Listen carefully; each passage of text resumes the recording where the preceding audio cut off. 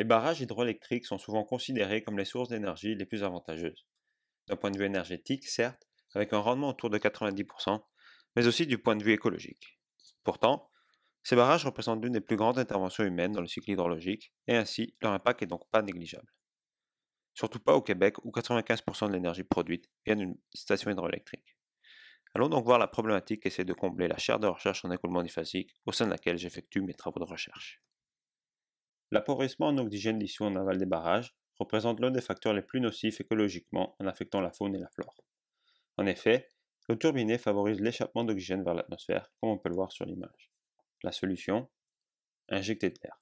En effet, l'admission d'air dans les zones de basse pression d'une turbine est une méthode optimale pour venir combler ce problème.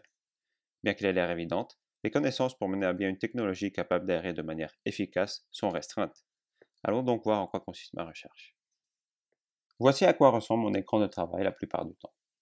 Ma recherche consiste à développer des modèles numériques en écoulement diphasique à l'aide de code d'éléments finis propres à Polytechnique. Allons donc voir de plus proche à quoi consistent mes travaux.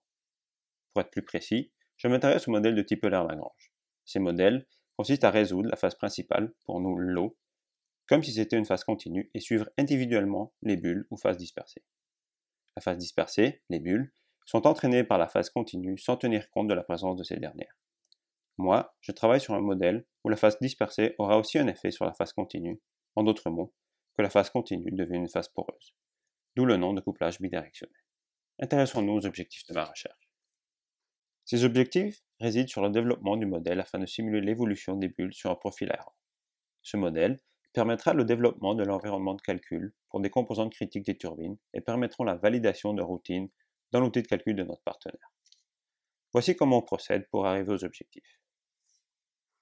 Me voilà en train d'utiliser l'information d'articles et de la littérature, comme on le fait tous, pour développer mon modèle. Parallèlement, des corrélations tirées de résultats expérimentaux sont menées dans notre laboratoire.